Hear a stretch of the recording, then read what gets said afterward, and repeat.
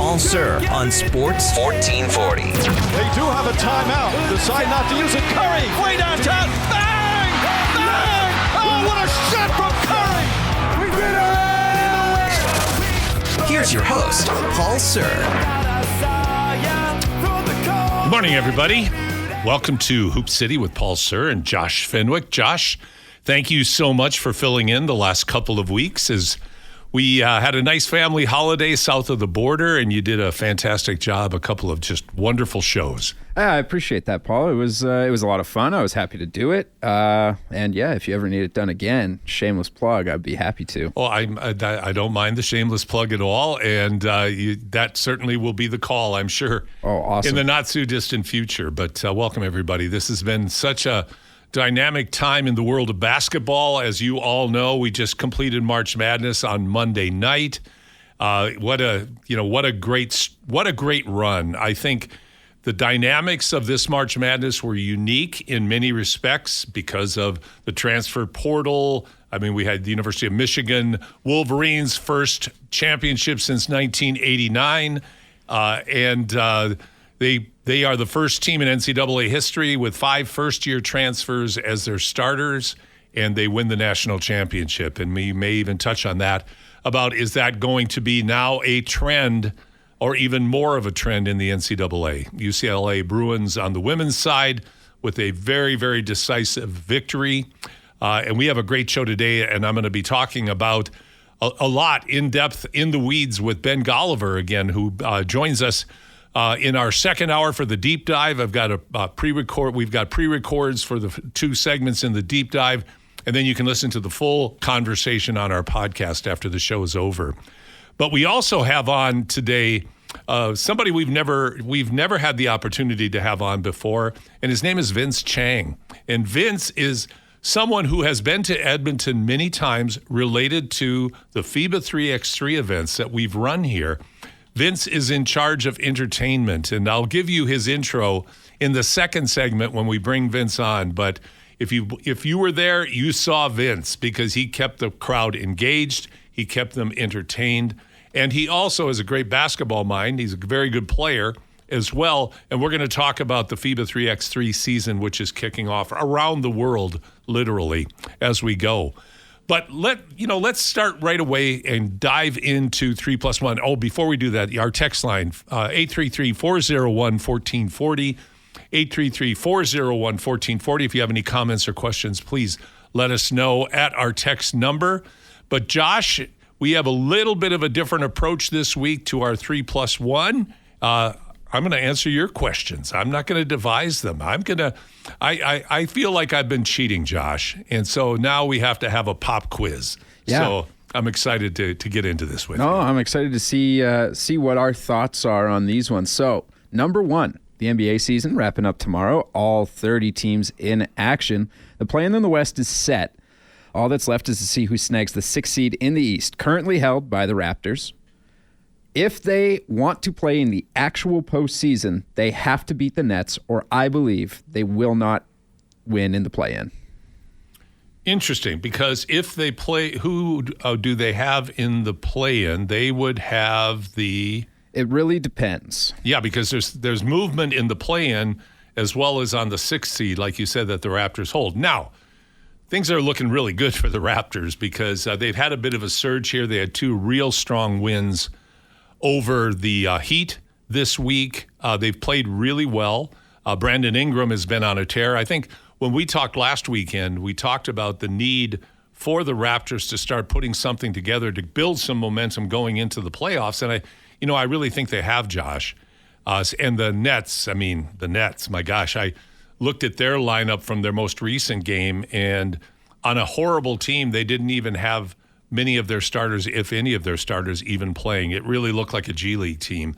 So I think the odds are in the Raptors' favor. And what you're saying is that if the Raptors beat the Nets, they control their own destiny, and then they are the 6th seed, correct? Correct. If they beat the Nets, they keep the 6th seed. If they lose and the Magic lose, then the Sixers go to that 6th spot. If the Magic win and the Raptors lose, the Magic go to the 6th spot, and the Raptors will be playing the 76ers. Well, the 76ers aren't that daunting right now because Embiid, it looks like they've put him on the shelf again. Man, oh man, talk about fragile packaging with that poor guy, because the in and out of his seasons, not just this season, his seasons, his career is just too bad, because you've got a guy who was a league MVP, really a stellar big man. He had a real nice facing the basket game, can shoot the three, et cetera, but it just hasn't been able to put together healthy seasons at all. So the Sixers are going to enter the playoffs wounded. Looks like the Raptors will be at or real close to full strength with everybody playing in the most recent games. So I think that scenario of a play-in game isn't as daunting as you make it out if it's with the Sixers. Now, if it's with the Magic, Josh, your point is, I think, 100% on. That's going to be a tough win for the Raptors to try to pull together. Yeah, like where I come out from it is these are all teams that are going for the playoffs, right? This is as close to playoff basketball as you get in the play-in without actually being in the playoffs. And the Raptors are horrendous from the three-point line. Yes, they are. And when you're going up against a team that wants to be in the playoffs, they are game planning for you. If they just stuff the middle and force them to the outside, I have some serious problems if the Raptors are going to be able to cash or not. And then if they lose that first matchup, obviously they're going to be playing the winner of that 9-10, who I vehemently believe is going to be the Hornets, because I think them being in the 9 spot just isn't fair of what the Hornets are, especially in the second half of the season. Absolutely. And to me, that is a bona fide loss.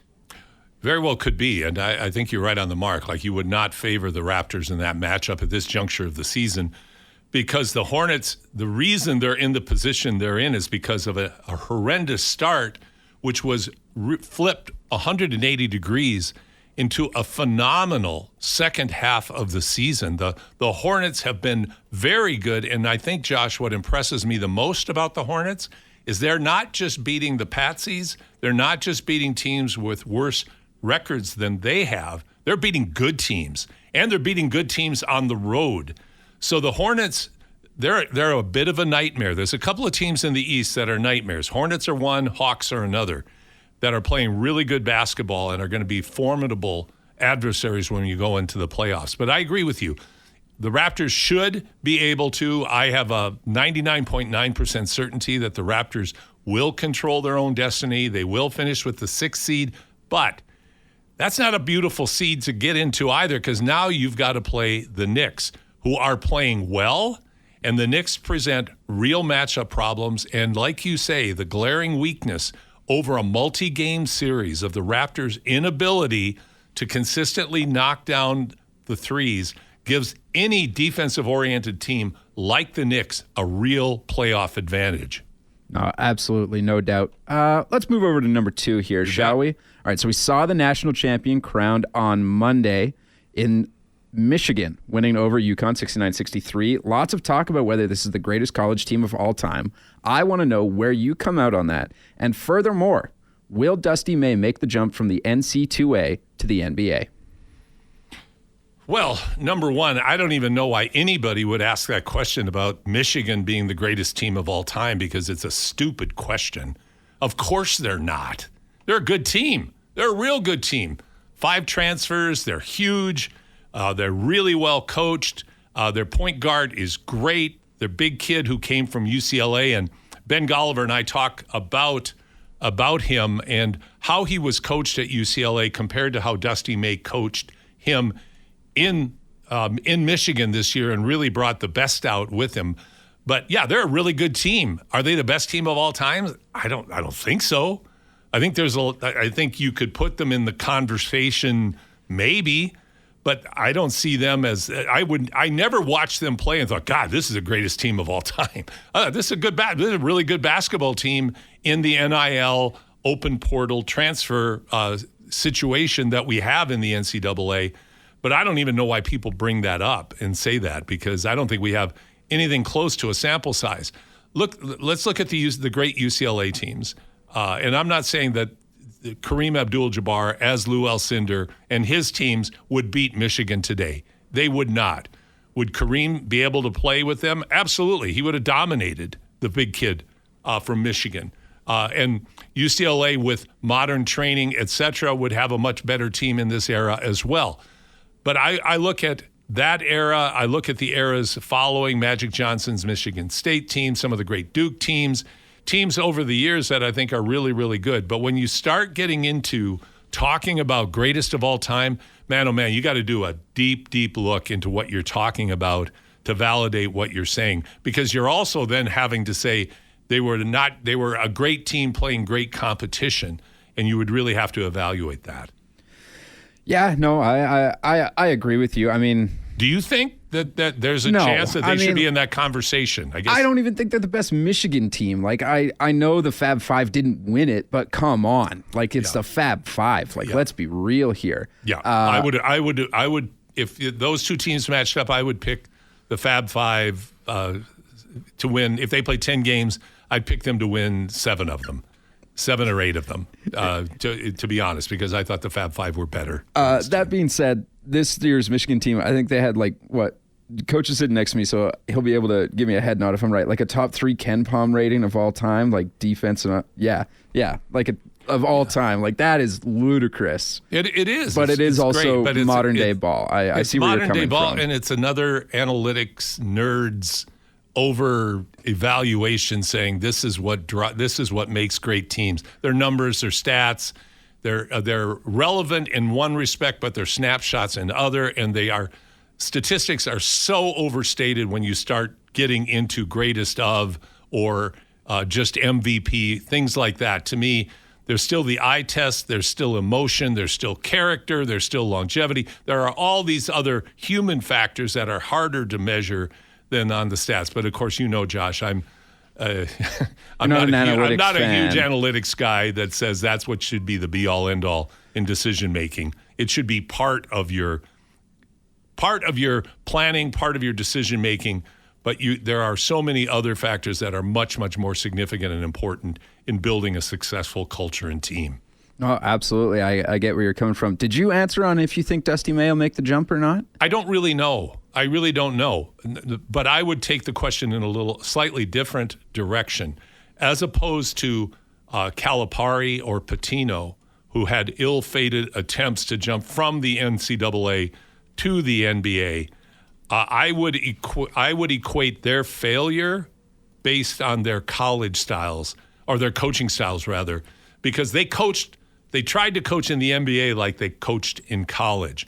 The one thing about the modern day athlete at the NCAA level is that athlete is more similar in terms of how you have to coach them to the NBA players of today than the NCAA players of the past, when players were expected to just put their head down and run through walls and just, be berated by the coaches and do whatever they said. Like Pitino went to Boston. He was trying to run 2-2-1 zone presses, play a college up-tempo game, failed miserably, horribly. It was an unmitigated disaster. I do think May's demeanor and style would make him someone who could make the transition into the NBA successfully because of the way he relates to his players. Plus, he's a real smart basketball guy, and it was impressive. Although, and I do, again, touch on this in my conversation with Ben Golliver, there were a lot of times when I was watching Michigan play, and I'm wondering, they were really successful at times in their isolation of big guys with size advantages in the low post, but a lot of times their spacing was horrendous. And part of the reason they were, 1 for 100 from the 3 in the championship game, part of the reason is their spacing was god-awful. So some of their systems, I would say, they either they didn't execute that night or UConn's defense bothered them enough that they changed it up. But overall, going back to the original point I was making, Dusty May's coaching demeanor, style, personality, I think is well suited to the NBA player of today. I agree with you on that one. Let's move over to number 3 here, and this is pretty simple. Who are your winners for the major awards in the NBA this season? So I'm talking MVP, Rookie of the Year, Defensive Player of the Year, Coach of the Year, Sixth Man of the Year, and Most Improved Player. The easiest award there's two that are no-brainers. SGA as MVP as good as Wemby is, as great as Jokic is, SGA is way out in front of everybody because of the kind of season that he had on the best team in the league. And I think that what makes his performance more significant is now he's at, 140 games of scoring 20 or more? That sounds right. Yep. So, I mean, his consistency, his efficiency, shooting, I think it's 55% from the floor for the year, like shooting a higher percentage than Wilt and Kareem, I believe, in their heydays. So I think, I take that back. Wilt would shoot over 70% with the Lakers because all he did was dunk. But when he was a more versatile offensive player, I mean, SGA's efficiency is off the chart. He is a lethal weapon that can score any number of ways, probably the most creative scorer. And I would put Michael Jordan into this conversation for the first time. He's a more creative scorer than Michael Jordan was. And I think he's maybe the most creative scorer of all time. People can say that about Luka Doncic too, but I would give SGA the nod. So easy for MVP for me. Defensive Player of the Year, Wemby. I mean, easy. So easy. So I think, you've got two awards that are just out of the gate going to be overwhelming majorities for those two players. Now, we'll go with your order. Number one, who do you pick as MVP, Josh? My MVP, I need to preface this. I will not be upset if SGA wins the MVP. I'm on the Wemby hype train. I believe Wemby is the MVP. However, it seems far and away that this is SGA's award just from all the polls and everything done in advance at places like ESPN and The Athletic. I wish it was closer because it definitely feels like it's closer, but like SGA will win the MVP. I wish Wemby would win the MVP. It wouldn't be heartbreaking to have Wemby win the MVP. I just don't know how he can win the MVP. As great as San Antonio's, I take that back. San Antonio's turnaround this year is fantastic. Its turnaround over the last 2 years is fantastic. And you have to attribute that to Wemby. SGA, to your point, has been the greatest player on the best team and defending NBA champions. So, but I think here's where the nuance comes in. It wasn't like the Thunder were healthy all year. It's true. And Jalen Williams, their other NBA All-Star, has been hurt much of the year, and when he's been playing, he hasn't been the same player. Now, other players have stepped up. Their talent depth is fantastic. But it still comes down to, I think, the consistency of SGA and the way he is night in and night out, just able to dominate on the offensive end. And it's not like he's not a good defensive player, and it's not like he's not a good passer. Yep. He's a great passer too. I agree. But your point, if Wemby got it, it would be an upset. It wouldn't be though. And I mentioned this to Ben Golliver. The thing I find interesting about a couple of the races, Rookie of the Year and the MVP this year, that are so unique is that the bar has been raised. Oh yeah. Because you look at what SGA did, but then you look at Wemby, you look at Jokic, you look at Luka before he's doing whatever the heck Luka's doing now. What a head case. And Jaylen Brown, and you go down, Cade Cunningham, my God, the baseline for MVP, all of those players that I just mentioned in other seasons, with the seasons they've had this year, could be MVPs. And the same goes for the next category I would touch on, which is Rookie of the Year. I'm not going to go first. You are. Yeah, all right. I think Con Knipple. I think for the same reason that you made for SGA just across the season. Yes. I think that's Con. Now, to be fair, in the case of Cooper Flagg, for the first month of the season, I think Jason Kidd was starting Cooper Flagg at point guard just to get Nico Harrison fired.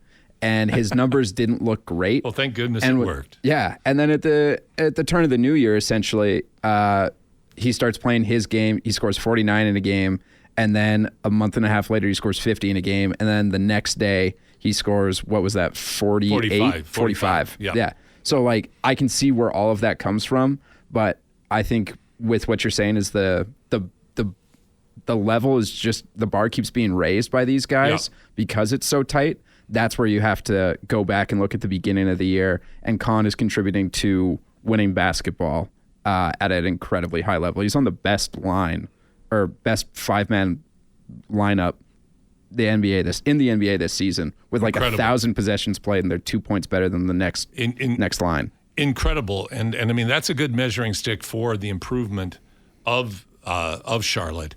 And I guess where I would agree with you, and there'll be more discussions on this later too, but I would agree with you.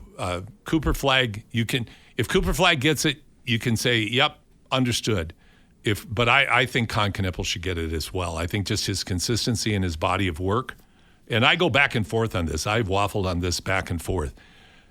Cooper's had some down games at times, but he's on an awful team. He has nobody to get him the ball. What's impressive about Cooper is so much of what he's done is as a result of what he's able to do one-on-one. Absolutely. And that's just really impressive. So to have those two, and again, I would go to that baseline. You take the next probably 5 rookies that have had great seasons. Other seasons, they would have been in the running, not necessarily voted as Rookie of the Year, but like VJ Edgecombe. I mean, this guy's really good, and his numbers are great. So there are players with great rookie year numbers that are going to be extremely good, long career players in the NBA. So, but I would at this point today, right now at this moment, I would go with Con, and the fact that he leads the NBA in 3-pointers made at the efficient level that he shoots them at. What a great player. Okay, so we're going to take a break right now. We'll finish up the awards, and we'll do our +1 as well a bit later in the show. But we're going to take a break right now because we're going to be bringing in Vince Chang, and we're going to talk about FIBA 3x3. You'll want to listen to this. This guy is worth the listen. Vince is an entertaining, funny, exciting guy. So we'll be right back. You're listening to Hoop City with Paul Sir, Josh Fenwick here on your sports leader, Sports 1440. Welcome back to Hoop City. Paul Sir, Josh Fenwick with you today. I'll tell you what, if it's one of my favorite songs of all time, Margaritaville by the late, great Jimmy Buffett. And, of course, one of the many business ventures aside from his music that Jimmy Buffett had was a string of bars and restaurants called Margaritaville. Now, if there was a guy I could pick that I'd want to go have a margarita with at Margaritaville, it would be my next guest, Vince Chang. Vince, how are you today? Sir, it's been a while. It's been a while, been too long, but I'm really glad to have you on the show today, and we have to make good on that statement I just made. We got to go have a margarita together sometime. It's a little early for that, man. 12:25, but I'm always down for a good time. I'm not talking about time. I'm not talking about now, buddy. But anyway, Vince Chang is the media manager of FIBA 3x3. And if you ever went to any of our FIBA events here in Edmonton, you would have seen Vince. He was the guy in the colorful shorts, wearing the jersey, his hat on backwards, running through the stands, out on the court, making sure everybody that is there is having a great time. He's also part of an award-winning as a statistician at the Paris Olympics with the great voice of FIBA 3x3, Kyle Montgomery. And he also is known as the energy of FIBA 3x3. So, Vince, you've been with 3x3 for a long, long time. Talk about how you got involved with your role with FIBA 3x3 and why you have stuck with it and why you enjoy it so much. That's a crazy story, and thank you so much for asking that, because it's one of those situations that you never know who's watching. Because I got into 3x3 because I started as a stand-up comedian in New York City, and I cool one of my guys named Sam Mushman, another tall guy. But you know, when you're over 6 feet and a lot of people are smaller, you recognize people at a bar or a club. You're like, hey, I can see you. You see me? All right, cool. We got really cool, and he was like, hey, we're both comics. Would you want to do a podcast about college basketball and comedy? I'm like, sounds dope. And we called it Backcourt Violation. We did this about like 6-8 years ago. We literally were in a studio, not like yours right now. You guys doing great production, but the studio, you could touch wall to wall with both your hands like this. Like literally, it wasn't like Kawhi Leonard. It's like that small. We did it for 2 years, and the goal was to get on ESPN and do stuff like that. And he got the call. They didn't call me, which was fine. So we called it a day. We had a good time. You know, the podcast was whatever. And then 2 years after that, I get a random LinkedIn message from someone you may know, Michael Ranovich from Three Ball USA and also Victoria Gulnick. And again, LinkedIn was new for me. I'm like in my 20s. I'm thinking it's a spam. They're like, hey, this is a new game called 3x3. You want to be a part of it? Yeah, we know you got energy and you're a comedian. We're going to fly you all over the country. You're going to be great. And I'm going, sure. I don't know what I'm doing. I'm just working my full-time job and stand-up comedy, getting paid in hot dogs and $5. So why not? And it consolidated. We're out in California, Silicon Valley, and it was in like this parking lot outside the mall. And it was the first time I was getting experience with the game. I know 10-minute sprint, 12 seconds shot clock. I met, the legends, Dushan Bullet out there, Dejan Majstorovic, a couple of Chinese players, Kareem Maddox, and then Disco Damo, which and Antoine Morcat. Like, it was crazy. And I'm hosting this thing, and I'm just in it. Like, I'm just like, all right, cool. I'm trying to become, I just say, everybody knows I have a lot of energy. And what the funny thing is, I didn't know how big I can go. And one of my best stories about this, it was the first time I was accepted of being me, because I had a handler, and I forget his name, but every time I would do something, he would say, hey, man, you got to calm down, do this, whatever, cool, whatever. And it was the last day. We got like 8 games, with the quarters, semis, all of them.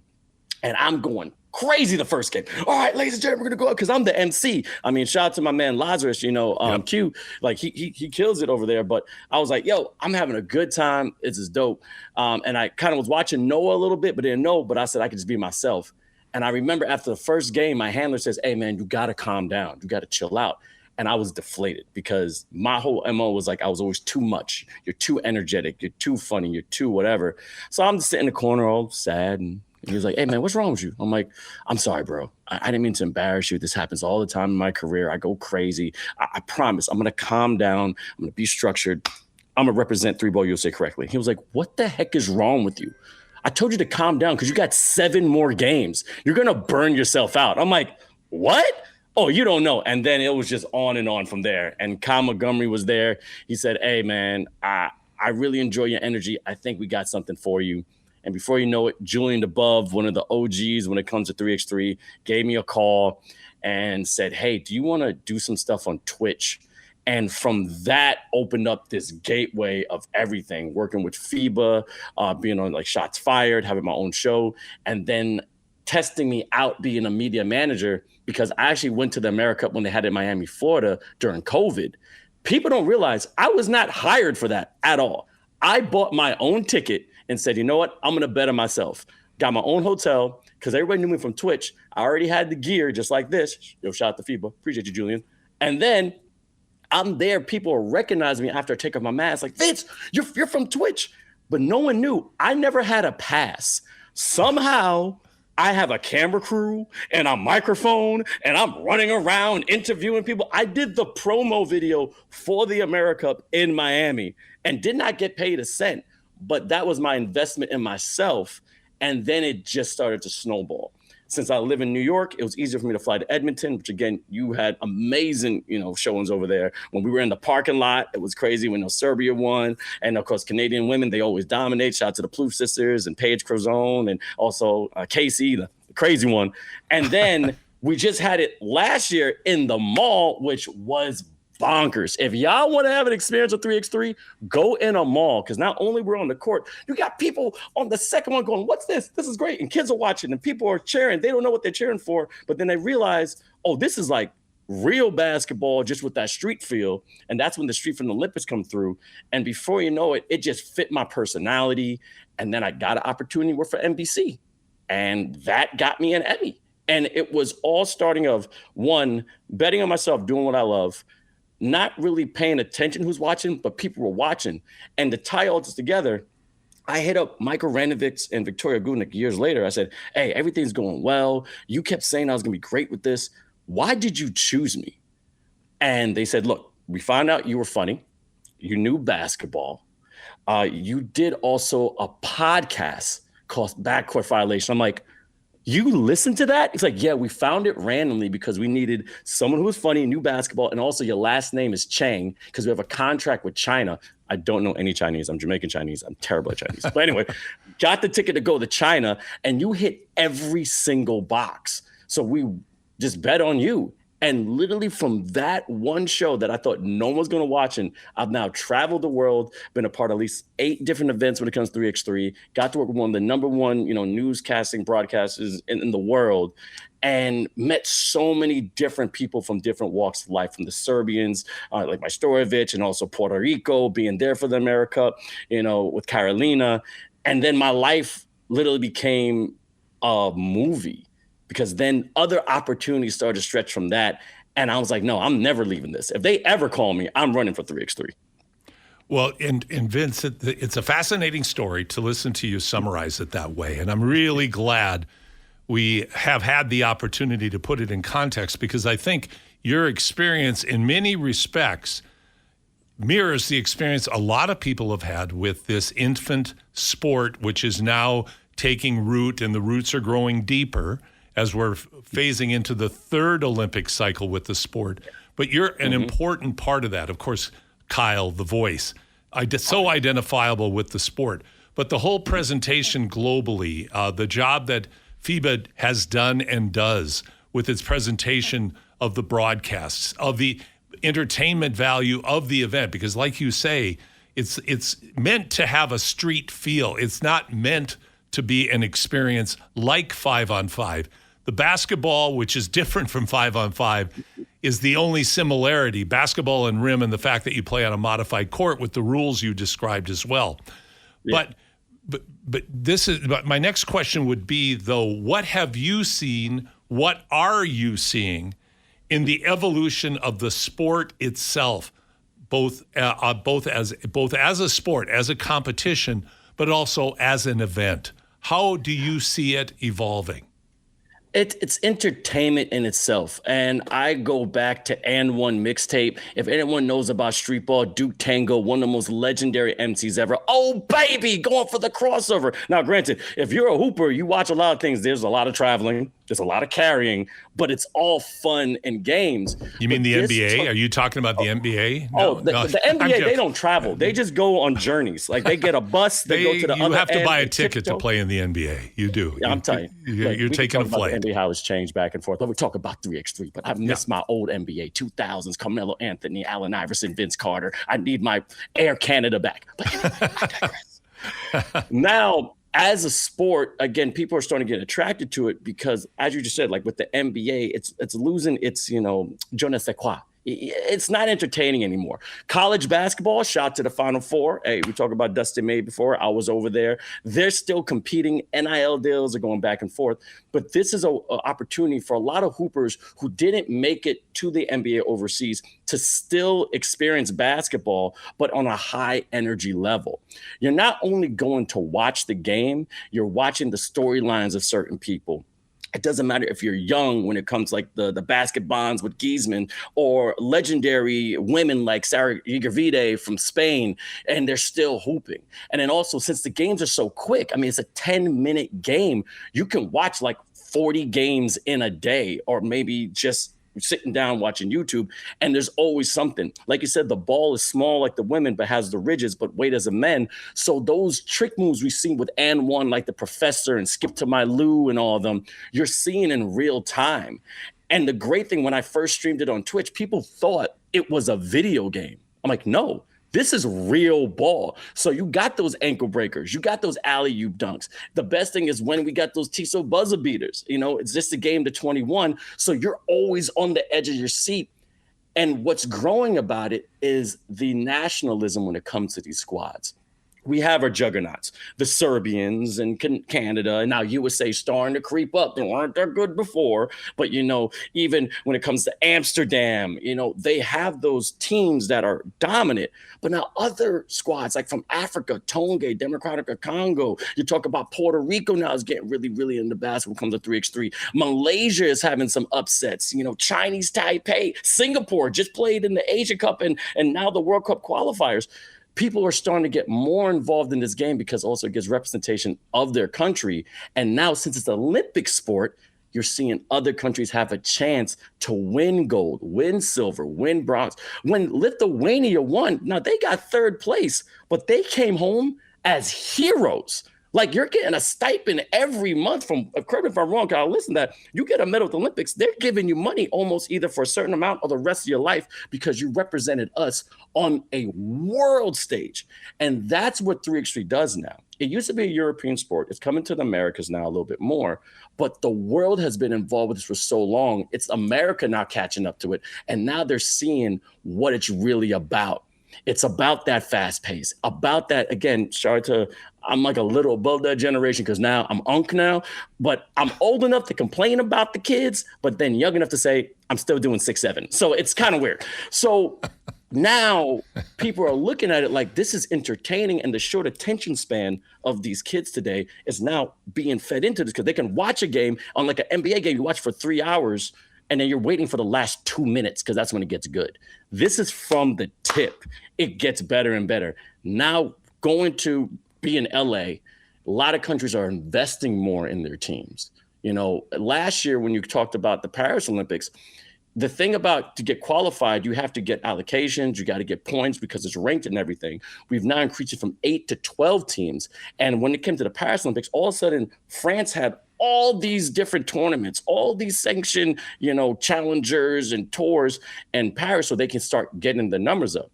Now, it does cost a pretty penny, but it gives them a chance to qualify their Olympics and, again, be represented on a global stage. And more countries are getting into it. They're getting more to the youth. I'm hearing in the Caribbean when it comes to Haiti, also St. Lucia, they're opening up camps for 3x3. And that's also giving more kids an outlet. If you're not Division I, Division II, Division III, hey, you can still play basketball, but still use the skills from 5-on-5 on 3x3 and then get better at the game. I'm waiting until it becomes a college sport. That's one of my dreams. So a kid can get a scholarship and play 3x3. But again, that's in the future. But as just to put this all together as a long-winded answer, and sorry about that. That's okay, buddy. It's growing so much more around the world because now you start seeing heroes. There's a guy named Worthy De Jong. I think you've seen him make a crazy Tiso Butterbeer when it comes to the Olympics, but he's a hero in the Netherlands and kids want to be like him. Canyon Barry, in which he had his father, a famous guy. And again, Snoop Dogg said the best. It's Rick James, Ric Flair, Rick Mary.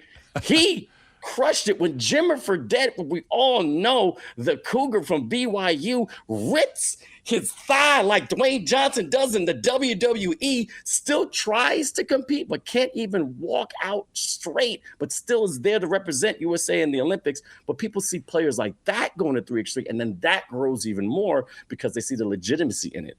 And we still have so much untapped talent all over the world that 3x3 is starting to expose, and people are just buying into it because it's so entertaining. You have fun when you get to the event. I'm just the appetizer. I'm just a guy throwing the 3x3 balls. I'm just throwing the T-shirts. I'm getting people dancing. I was in Mexico singing the Backstreet Boys. Most of them did not understand English, but I do know they enjoyed the energy. They enjoyed the vibe. They were mouthing the words. Same thing when I watched the Super Bowl. Do I know what Bad Bunny is saying? No. Do I sing some of the words? Yes. Do I care to understand? No, because I'm having a good time. That's what 3x3 does. It's a good time. It's entertainment, family friendly. Bring your kids, bring grandma. I mean, you know about the Plouffe sisters. When the Plouffe parents come through, they have a good time. They support us so much. And then also you got other families, like when it comes to Mexico and everything coming through, and they're seeing their kids playing on the stage, being presented on YouTube, showing them in a way that they have talent in a sport, and then have a chance to represent their country. And then it just gets better with the entertainment we have. Sometimes we have halftime shows, break dancing, like Noah Lazarus is great when it comes to the crowd. Vincent Royer, amazing with the crowd when he's overseas. I've never emceed yet at 3x3 because I like being the media manager and learning about the players. But again, it's just a fun time, and you have to be there to experience and know exactly what I'm talking about. Anybody that's been to an event here in Edmonton or anywhere for that matter will have the experience that I think you so energetically just described, Vince. Unfortunately, in Edmonton, we're not going to be hosting an event this year, but we are in the throes of planning for 27, 28, and 29 right now. And we look forward to, when we do that, having you back in our city and being a part of it, as you always have been such an important part of it, Vince. Thanks so much for shining light on the fun and excitement that is FIBA 3x3, and I encourage everybody, check out on YouTube, check out on the FIBA 3x3 channels. You can watch literally all of their events. They have a great website at FIBA3x3.com. You can check it out. And our Canadian women are ranked in the top 3 in the world. They're going to be a real threat for the World Championship this year and as well going into the LA Olympics. But Vince, you're such an important part of it. Thanks for spending your time with us this morning, and I look forward to talking again, hopefully in the very near future. Anytime, Paul, sir. Big support of you guys. Keep crushing over there. Great production. But anytime you call, I'll pick up. Thank you so much for having me. All right. Vince Chang, Entertainment Director of FIBA 3x3, joining us here on Hoop City with Paul Sir, Josh Fenwick. We're going to take a break right now, and when we come back, Josh and I are going to delve into some other NBA topics, and as well, we're going to talk a bit about the WNBA. So you're listening to Hoop City, Paul Sir, on your sports leader, Sports 1440. What an entertaining conversation with Vince Chang. Vince is just as energetic as he came across on the radio, and it's always great, Josh, to have somebody who can, I think, really express their personality so effectively like Vince did, and seeing who the guy really is, because he's exactly like that, only in the flesh when you meet Vince.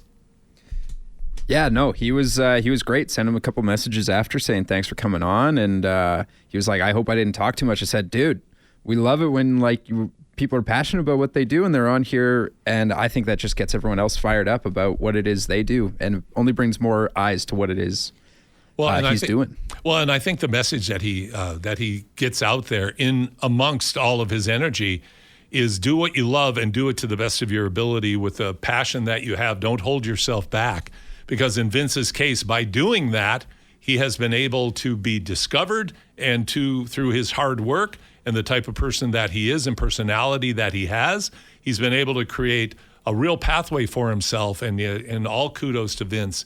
He's worth the price of admission, believe me. Before we get back to our 3+1, I'm going to do our Community Champions segment. Community Champions is sponsored by Innovative Benefits. If it's time for you to review your company benefits, your personal insurance plans, or investment strategies, please go and talk to Randy and his team at Innovative Benefits. They will give you straightforward and honest advice with access to the best products in the industry. Trust the great folks at Innovative Benefits to do what's best for you, your family, and your business. And to find out more, go to innovativebenefits.ca. Again, go to innovativebenefits.ca. I don't have a guest today for our community champions, because what I wanted to do was to give a focus from my own personal vantage point and I guess a message of gratitude to all of the people who spend their time and their energy coaching our youth in our community.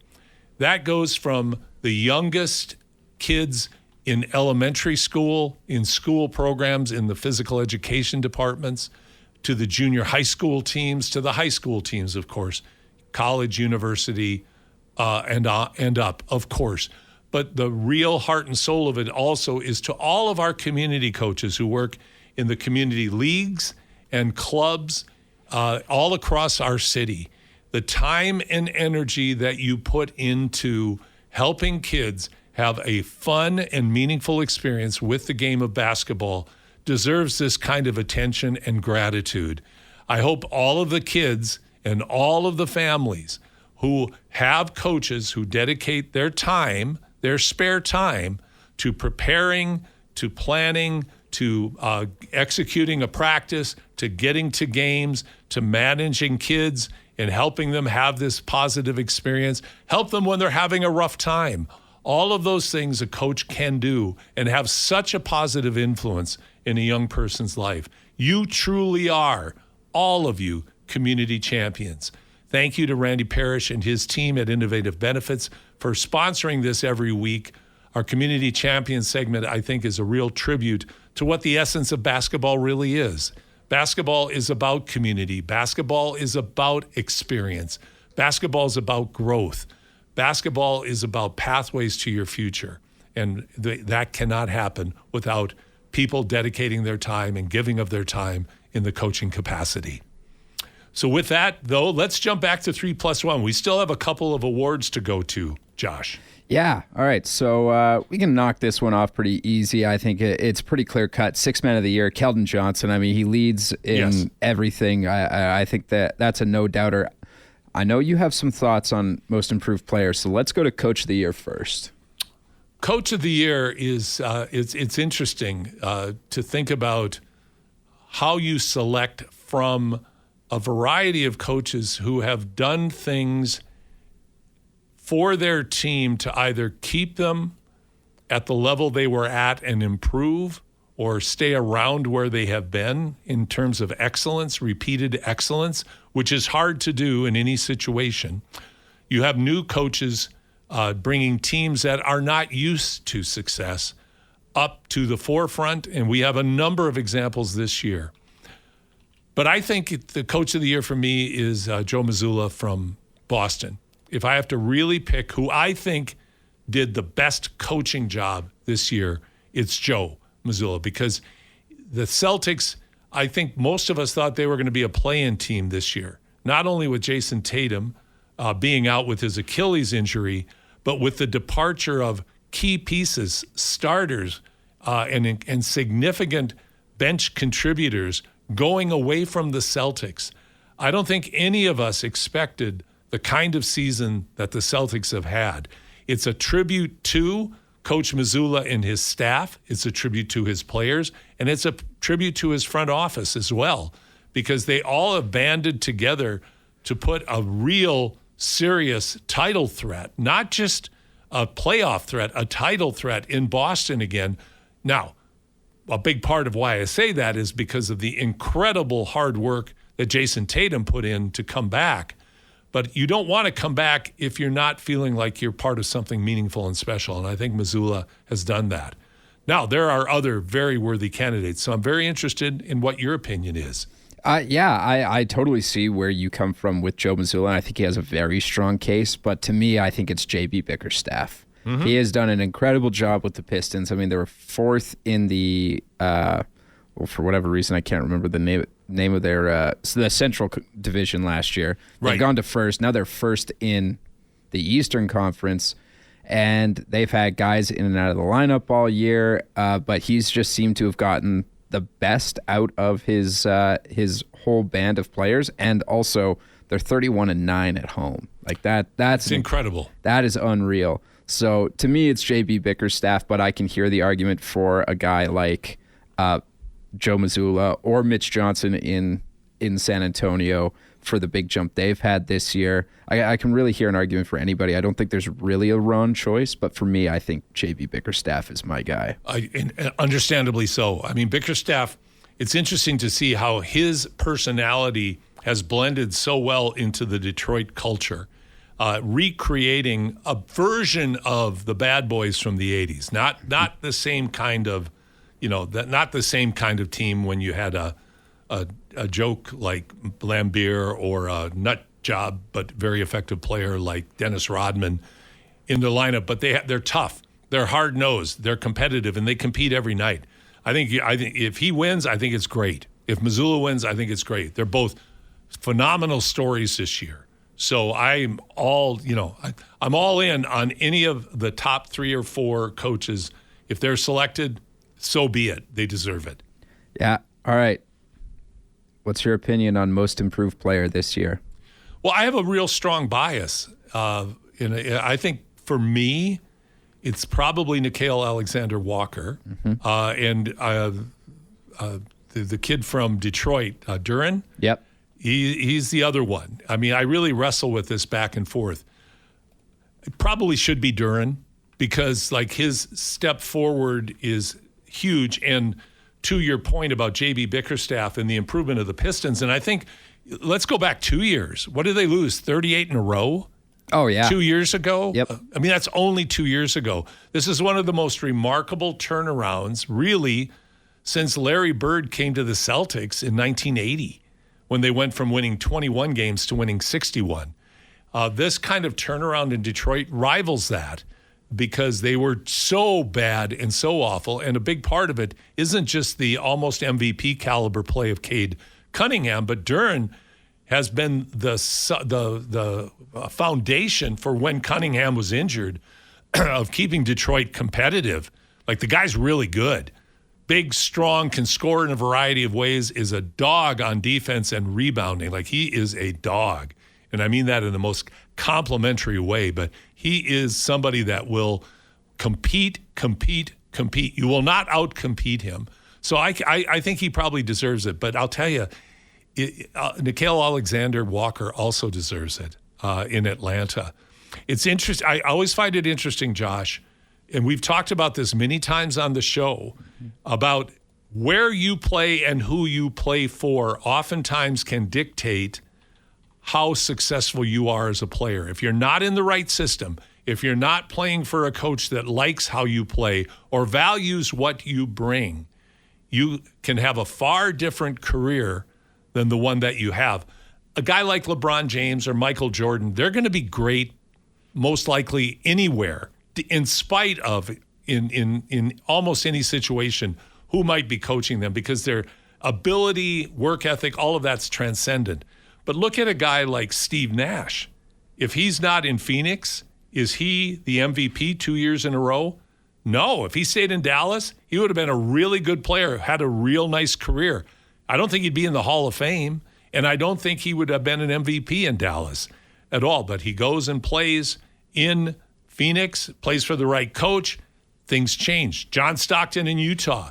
Is Stockton in the Hall of Fame, the all-time steals and assist leader? If he's not playing for Coach Jerry Sloan, maybe, but maybe not. A distinct possibility, maybe not, because John Stockton would never overwhelm you physically. Alexander Walker in Minnesota was a great player off the bench.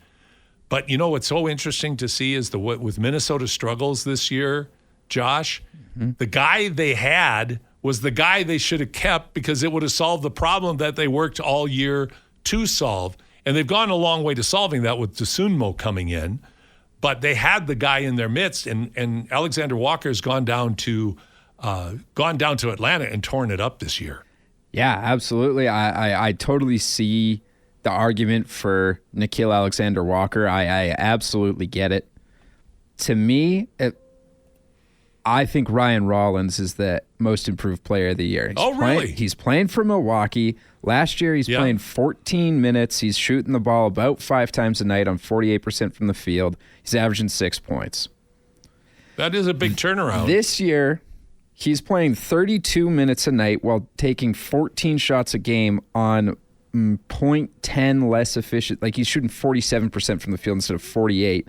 And his 3-point percentage has dropped by barely anything. Like, he is taking more shots. He's effectively as efficient as he was. And he's, I mean, I know like the Bucks aren't the cream of the crop this year to say anything, but this is a guy who was drafted 44th overall. He's been bouncing around the league, never really got any playing time anywhere. And then this year, he's basically a full-blown starter for Milwaukee, and he's putting up solid numbers, which makes him look like, to a team, a piece that anyone would want.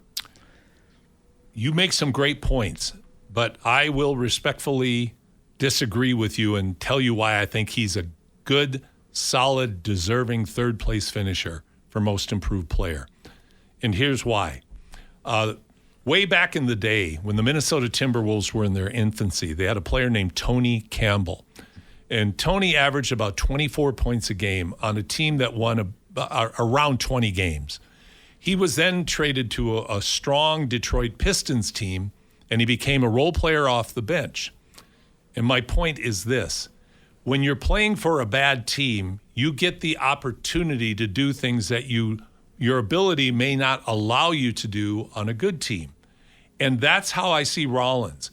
I think what Rollins has done is amazing, because in Milwaukee, where there has been all kinds of controversy, some of which you spoke to last week on the show very, very well, there's all kinds of crap going on in Milwaukee, some around Antetokounmpo, some around some other stuff that you don't want your team to be involved in, right, Josh? Absolutely.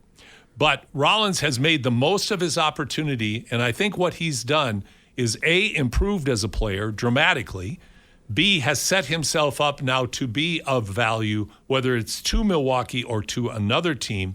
But he may very well, if he were to go to a good team, his numbers, in my opinion, would drop. He would be more of a role player rather than a primary scorer because he doesn't have the kind of game that's going to win a lot of games for you. He's got the kind of game that can help you win games, but he's not the guy that you want to build around to win games. Now, Alexander Walker, I just think the fact that he's such an important part of Atlanta's improvement, that's key. And Duren, going back to him, most likely deserving to be the most improved player, he's on now a powerhouse team in the league. So that's kind of how I see Rollins fitting into that food chain. But again, if he were to win it, it'd be deserved because his improvement is not just noticeable, it's astronomical compared to where it was. So he seized the opportunity and made the most out of it. Yeah, I you might have swayed me. Probably not, but I don't think I did. No, but I see like where the argument's coming from because I was the same way about like when the Wizards signed Bradley Beal to his big deal. I was like, the Wizards are terrible, good stats, bad team, and then what happens? He gets traded to the Phoenix and he's awful. And then they buy him out. That was one of the worst trades probably in the last 10 years, if not of all time. So I think that what you've got in the situations we're talking about the top three, all have made noticeable, quantifiable, and I think admirable improvements in their games over this year and have been really valuable parts of the team. We're going to take a break right now, and when we come back, we're going to go to our deep dive. And with our good friend Ben Golliver, who joined me yesterday, and we talk about some of the stuff we've talked about. We talk about awards, we talk about the NCAA, but we do it in a way that only Ben can do. So we're going to go into the weeds on the deep dive. Here on Hoop City with Paul Sir, Josh Fenwick on your sports leader, Sports 1440.